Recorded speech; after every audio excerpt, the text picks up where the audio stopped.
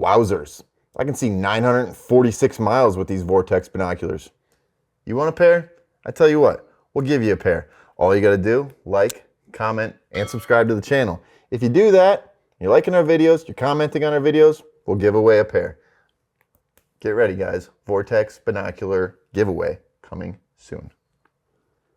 What's up, guys? We're back at it again with some more videos. First things first, couple housekeeping rules. Not rules, but like just things that I want to get out there for you guys. One, we are booking right now for the off season after this upcoming season. We're getting those dates on the calendar right now. The reason I'm telling you guys is because when season hits and most people get frustrated, things book up fast. Last year we booked up. We're going to book up again this year. Simple as that. So if you want to get something on the books, if you're looking to improve your property, the habitat, stuff like that, send me a message. Go to our website, whitetaillandmanagementservices.com. Send me a message. We'll get that stuff rolling. Other than that, make sure you like and subscribe for our giveaway. We're always doing giveaways. If you want free stuff, that's how you get it. So, that being said, let's get into today's video. Today's video, how to basically hunt any wind and have success. A lot of you guys are thinking, you know, you can't hunt every single wind and have success on a given property. And I think there are ways that you can definitely get around it to a certain extent. Two main ways that I'm really thinking of. And the latter one is something that I think a lot of people skip, and I'm going to get to it a little bit later after I go over this first one just a little bit. And we've talked about the first one.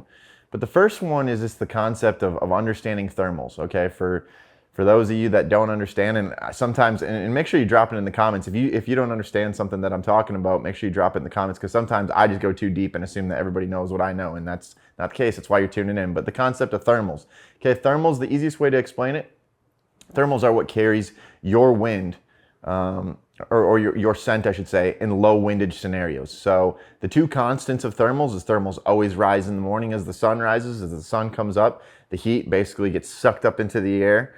So your thermals are always rising, and then as evening starts to hit, your thermals will drop. So let's think about this for a second. Let's look at our weather app. We're about to go out hunting, and you know, it says it's a southwest wind at 2 miles an hour in the morning. Personally, I'll go hunt with super calm or low winds, banking on thermals, and banking on thermals, especially if I see that in the forecast that day, it's going to be a sunny morning. If it's cloudy, thermals will they're kind of floating around a little bit longer than they need to, and then you can get busted right at that beginning phase of the morning. But if you see that there's sunny, it's going to be a sunny day, those morning thermals will suck up and out of your spot, especially if you sit a little bit higher in topography. You're only going to be a little bit safer by doing that.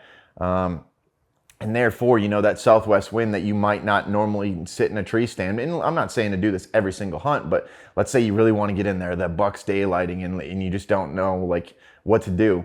That southwest wind, normally you can't go in there and hunt it, but with the right conditions on a light and variable southwest wind, that's probably not going to be super constant anyway. Bank on your thermals, okay? So that's one way to kind of cheat the system and hunt any wind on your property. Same thing with evenings.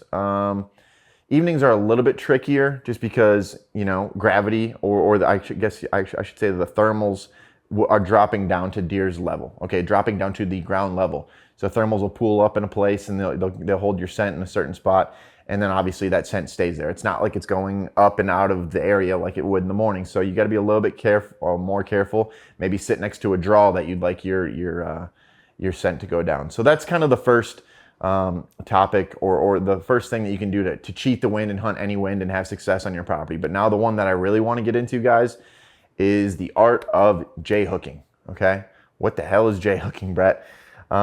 So I'm thinking about a client's property that I had this year. It was a perfect 160 acres. It was south central Wisconsin or something like that, and it was a perfect 160 square. Now maybe you have a 40, maybe you have a 20, maybe you have 5 acres.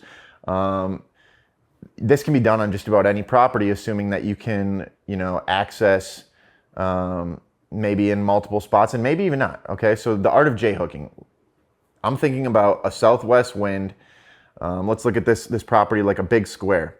A southwest wind, you know, blowing obviously out of the southwest up to the northeast, and it blows across a certain portion of your property. So you think, you know, I can't just walk straight to my stand because that wind is blowing over my back and it's going to blow to where the deer are. And you're 100% right. You should not do that. So what is the art of J-hooking? J-hooking is basically taking the long way around.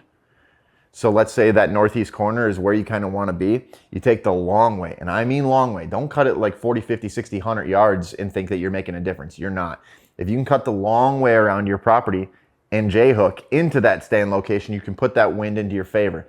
Now, obviously, you can't just do that and assume that it's going to work, perfectly every time without thinking of a couple things. Where are the deer bedded? Even during your access, where you're J-hooking in, are you still getting too close? You got to still think about where that wind's going to a certain extent before you get to that location. But once you get within, 200-300 yards of your spot, you really got to make sure that wind's right. But using J-hooking can put you in a lot of places that that you didn't think you could probably hunt on your property. So let's say that you wanted to get to that northeast corner of your property. Normally, you might walk right through the center of your property all the way to get back there. Well, take the perimeter of the property.